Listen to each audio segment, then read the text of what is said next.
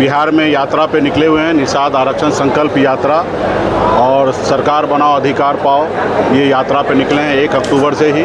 पूरे बिहार में 38 जिला में रात्रि विश्राम है और ये यात्रा जो है 2 अक्टूबर 2025 तक चलने वाली है। आप बताइए, ऐसे देश में इस तरीके का भाषा का प्रयोग कर रहे हैं, क्या ये समाज में सही है? और एक पार्टी का बड़ा नेता, देश का मंत्री, और वो ऐसे एक जाति, एक धर्म के लिए अगर इस तरीके से नफरत फैलाए तो ये देश के लिए सही नहीं है। वीआईपी की तैयारी, अगले सरकार में हिस्सेदारी। हम उस घर में दिया जलाने निकले हैं जहां वर्षों से अंधेरा छाया हुआ है। नमस्कार, आप देख रहे हैं न्यूज़ फॉर नेशन और मैं स्वाति पांडे आपके साथ। ये तमाम मुक्त बातें कहनी है सन ऑफ मल्लाह के नाम से जाने वाले और वीआईपी सुप्रीमो मुकेश सहनी की। आपको बताएं तो मुकेश सहनी लगातार यात्राओं पर निकले हुए हैं और लगातार वो जो है बिहार सरकार पर हमलावर हैं। निषाद समाज को आरक्षण मिल जाए, सहनी समाज को आरक्षण मिल जाए, इसकी मांग, इसकी डिमांड लगातार मुकेश सहनी की तरफ से की जा रही है। अब उपचुनाव है 13 नवंबर को बिहार के 4 विधानसभा सीटों पर उपचुनाव है जिसमें वोट डाले जाने को है। जहां एक तरफ इंडिया अलायंस ने अपने उम्मीदवारों को उतार दिया, तो वहीं दूसरी तरफ प्रशांत किशोर ने भी अपने उम्मीदवारों के लिए का ऐलान जो है वो कर दिया है।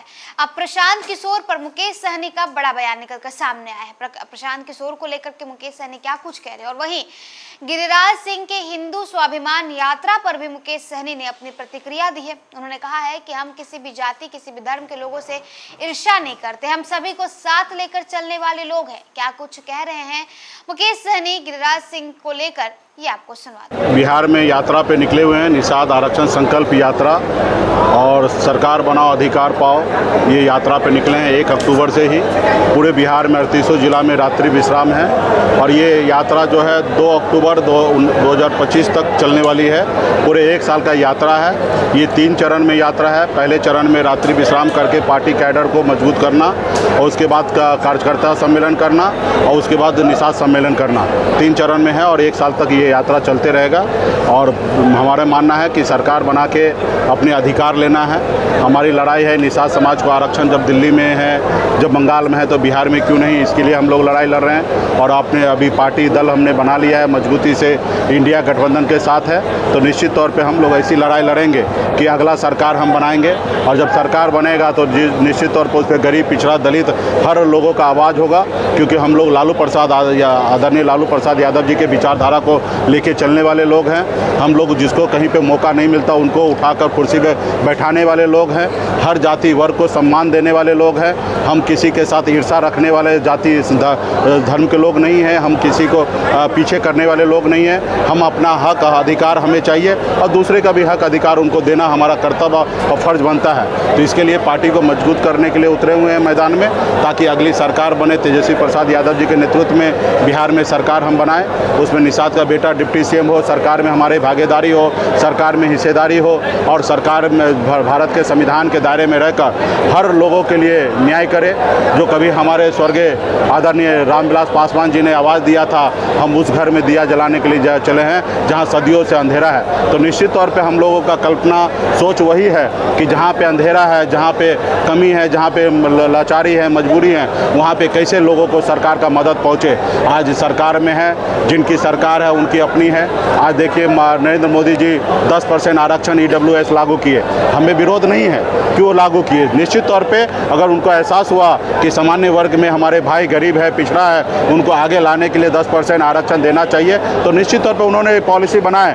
लेकिन वो और भी देखने की आवश्यकता है। बहुत सारे जाति धर्म के लोग जो हैं वो बहुत पीछे रह गया है। आज निषाद समाज जैसे लोग पीछे रह गया। आज सरकार का पॉलिसी हमारे प्रति भी होना चाहिए कि निषाद का भी आरक्षण दे। लेकिन आज हम कई सालों से लड़ाई लड़ रहे हैं, लेकिन हमारा सुनने वाला कोई नहीं है। तो ये कब होगा? जब हमारी अपनी सरकार होगा, हमारे विचारधारा की सरकार होगा, हमारे सहयोग से सरकार होगा, तो निश्चित तौर पे भारत के संविधान में के दायरे में रहकर हम आरक्षण लागू करेंगे। तो आज इसके लिए हम लोग मजबूती से पार्टी को मजबूत करने के लिए आज बेगूसराय जिला आए हैं और जिला में पार्टी के नेतागण भव्य स्वागत किए। बड़े संख्या में पार्टी के नेतागण, कार्यकर्तागण यहाँ पे आए हैं और बूथ स्तर पे पार्टी कैसे मजबूत हो उस पर हम लोग काम करेंगे। विधानसभा में उपचुनाव होने क्या भूमिका आपकी रहेगी?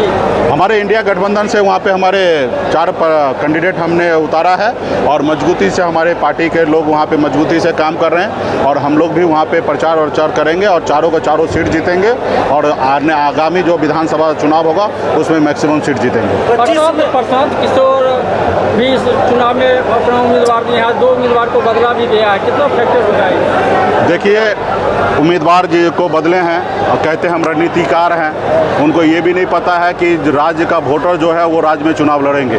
देश का चुनाव के लिए देश का वोटर होना ज़रूरी है। तो आज उनको कैंडिडेट बदलना पड़ा और पूरे बिहार में हज़ारों लोगों को एम्प्लॉय बना के काम करा रहे हैं। राजनीति जो है वो एम्प्लॉय के बेस पे राजनीति नहीं चलने वाला है। अगर ऐसा होता तो अडानी अंबानी भी राजनीति में उतर कर पूरे देश में हर ब्लॉक में हर पंचायत में एक एम्प्लॉय को खड़ा करके और देश का प्रधानमंत्री बन सकते हैं, लेकिन ऐसा नहीं है। चुनाव जो होता है वो विचारधारा का होता है। सबसे पहले प्रशांत किशोर जी बताएं कि उनका विचारधारा क्या है। आज भी वो सबके साथ है, आज कांग्रेस के साथ भी हैं, कह रहे हैं लेफ्ट के साथ भी हैं, वो भारतीय जनता पार्टी के साथ भी है। आज महाराष्ट्र में चुनाव है, वहाँ पे भी उनका देख रेख है। 2024 में चुनाव है, आपने देखा कि किस तरीके से पूरा मीडिया में जाकर बीजेपी के लिए फील्डिंग किए थे।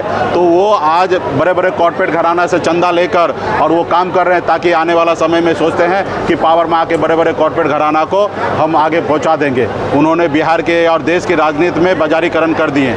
आज ऐसे लोगों को विदेश में और या राज्य में कहीं पे राजनीति में आने की आवश्यकता नहीं है, क्योंकि ये देश की राजनीति जो है गरीब पिछड़ा दलित के लिए होना चाहिए। जिसके पास पैसा नहीं है उनके लिए भी राजनीति होना चाहिए और राजनीति जो है गरीब लोगों के लिए भी होना चाहिए। वोट जैसे गरीब लोग देते हैं वैसे गरीब लोग भी विधायक सांसद बने, तो ऐसी राजनीति होना चाहिए। आप गला फाड़ के कहते हैं हम 500 करोड़ 1000 करोड़ रुपया खर्चा करेंगे, तो 1000 करोड़ 500 करोड़ रुपया आप कहाँ से लाइएगा और जिनसे लीजिएगा उनको क्या दीजिएगा?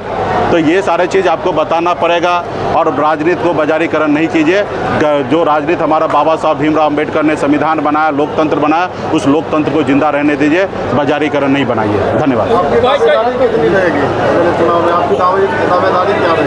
वो समय आएगा, 243 पे हमारी पार्टी तैयारी कर रही है और निश्चित तौर पे गठबंधन में है। हमारी कोशिश होगा ज़्यादा से ज़्यादा सीट पर हमारी पार्टी लड़े, लेकिन ये सारे चीज़ें जो है गठबंधन के फोरम पे ही बैठ के चर्चा होगा और हम लोग मजबूती से ज़्यादा से ज़्यादा सीट लड़कर बिहार में अपनी सरकार बेगूसराय के सांसद ने स्वाभिमान हिंदू स्वाभिमान यात्रा निकाला हो। बीजेपी सांसद कह रहे हैं कि अररिया में रहना तो हिंदू बनना होगा और तेजस्वी यादव ने भी कहा कि अगर देखिए, भारतीय जनता पार्टी का काम ही ऐसा है, भारत जलाओ पार्टी।